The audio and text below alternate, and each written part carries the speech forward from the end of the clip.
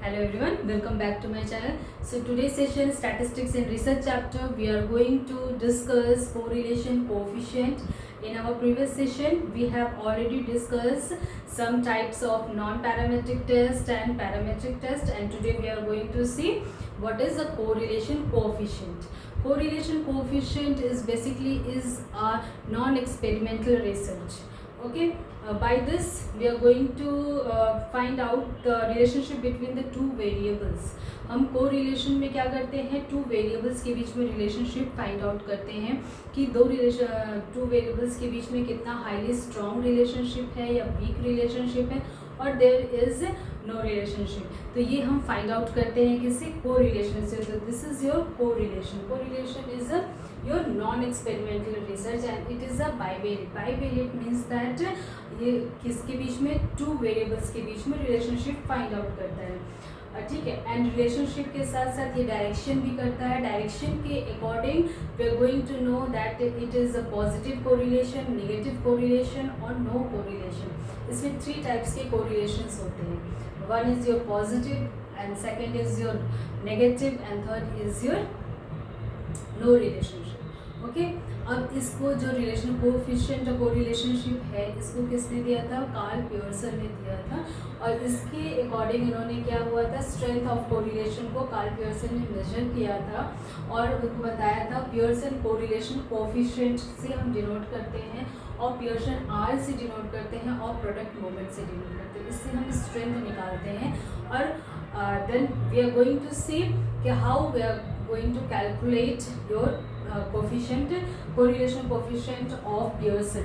ठीक है. Pearson correlation coefficient हम कैसे फाइंड आउट करते हैं ये हम देखेंगे with the help of example. के साथ में हम फॉर्मूलाज कैसे अप्लाई करते हैं ये भी हम with the help of example we are going to सी.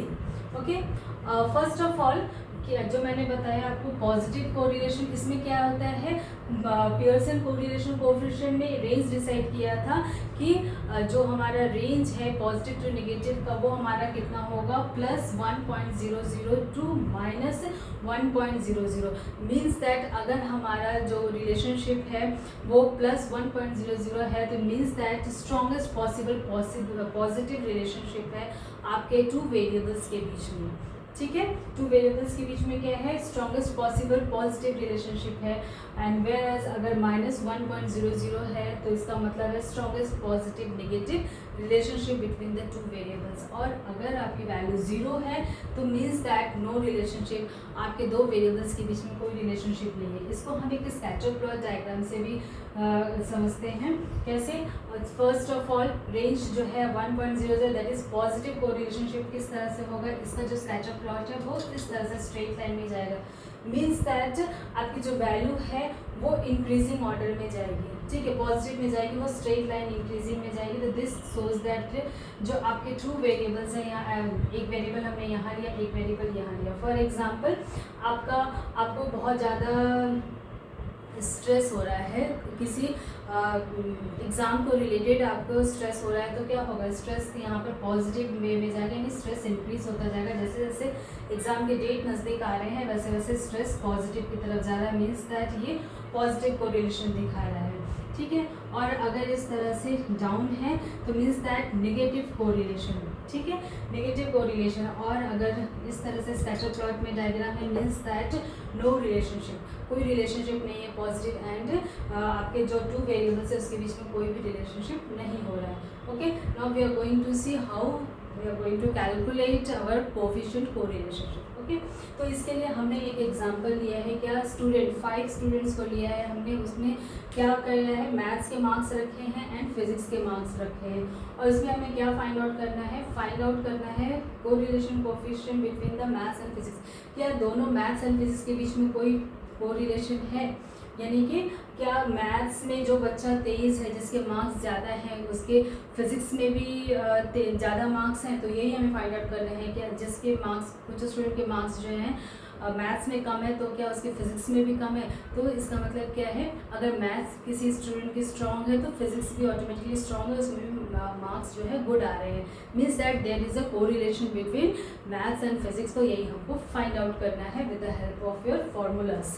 ठीक है। तो इसके लिए हम क्या करेंगे, सॉल्यूशन सब स्टेप 1 में टेबल रिप्रेजेंटेशन। टेबल रिप्रेजेंटेशन में क्या है, नंबर ऑफ स्टूडेंट्स हमने यहाँ लिखा, मैथ्स लिखा, मैथ्स को हमने x किया, फिजिक्स को y, देन यहाँ पर x Y, X square and Y square, इन सब की वैल्यू हमने x एंड y की वैल्यू यहाँ पर मैथ्स को x माना एंड फिजिक्स को y माना, तो इसकी वैल्यू हम पुट डाउन किए।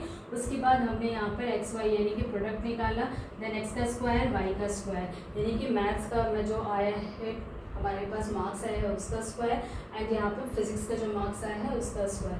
फिर यहाँ पे क्या करना है, हमें टोटल करना है, टोटल सम ऑफ x यानी कि sum of math, sum of y, and then product sum of your product x y, then x square y square. Then second step क्या है, calculate mean of x and y, means that mean of maths and mean of your physics. तो इसके लिए हमारा formula क्या है, sum of x by n। Sum of x हमने यहाँ पे फाइंड आउट किया था, that is your 30, put the value of that by n, that is your number of students.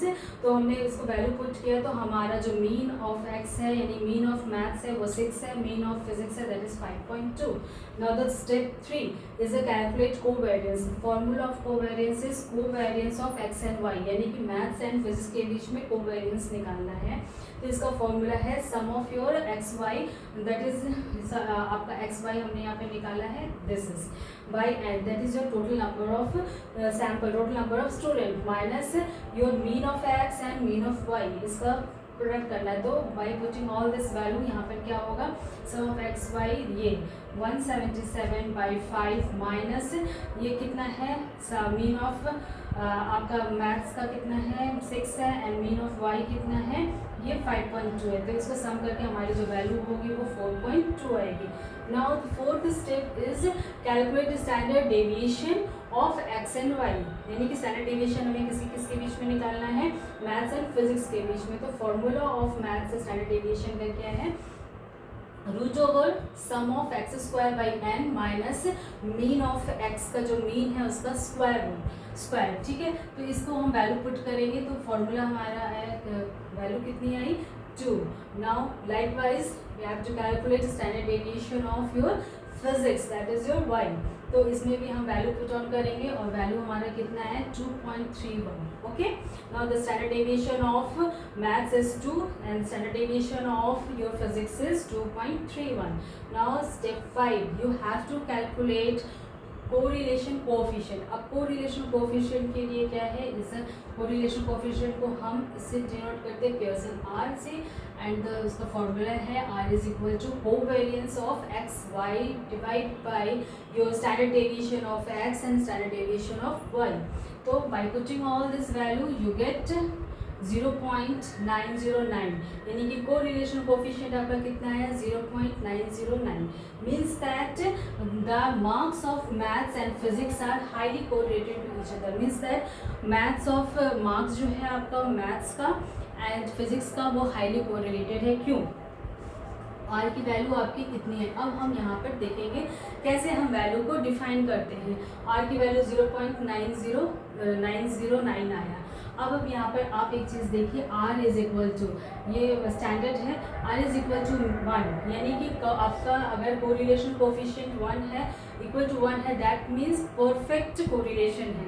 But अगर आपकी कोएफिशिएंट कोरिलेशन की वैल्यू जो है ग्रेटर देन 0.75 है, तो दैट मीन्स पॉजिटिव कोरिलेशन, यानी कि कोरिलेशनशिप है but it's a positive way correlationship, यानी कि ठीक है। और अगर इसकी वैल्यू इससे कम है, ठीक है, इसकी वैल्यू इससे कम है, आर की वैल्यू इससे कम है, तो आपका क्या है नेगेटिव कोरिलेशन में जाएगा। तो यहाँ पर क्या है, यहाँ पर इसकी वैल्यू इससे ज़्यादा है, तो that means it's a positive में है, ये पॉजिटिव कोरिलेशन, ठीक है। यानी कि आर की वैल्यू जो है 0.909 है, जो कि ग्रेटर देन 0.75 से ज़्यादा है, that means it's a positive correlation, ठीक है। तो इसलिए हमने यहाँ पे क्या हमारा निकला, हमारा जो हमें फाइंड आउट करना था कोएफिशिएंट, कोरिलेशन कोएफिशिएंट, तो हमारा correlation coefficient between maths and physics क्या है, highly positive correlation coefficient, means that आपका मैथ्स एंड फिजिक्स के बीच में कोरिलेशन कोएफिशिएंट है, मतलब जो बच्चा मैथ्स में स्ट्रॉन्ग है वो फिजिक्स में भी स्ट्रॉन्ग है, जो बच्चा मैथ्स में वीक है वो फिजिक्स में भी वीक है। तो like this we have calculated your coefficient, correlation coefficient, Pearson R correlation coefficient, इस तरह से हम फाइंड आउट करते हैं। It's a non experimental research है, ये नॉन एक्सपेरिमेंटल डिज़ाइन है, इसको हम इस तरह से फाइंड आउट कर सकते हैं। Okay, so all this all for today. I hope you all like today's session very much, so please take very good care of yourself, and also like, subscribe and share my channel, so that I will provide you more and more videos in a very compact way. And I would also like to thank my subscriber and my viewers for watching my channel. So please keep watching, and we will again meet in our next session with another topic. Till then, take very good care of yourself. Thank you so much.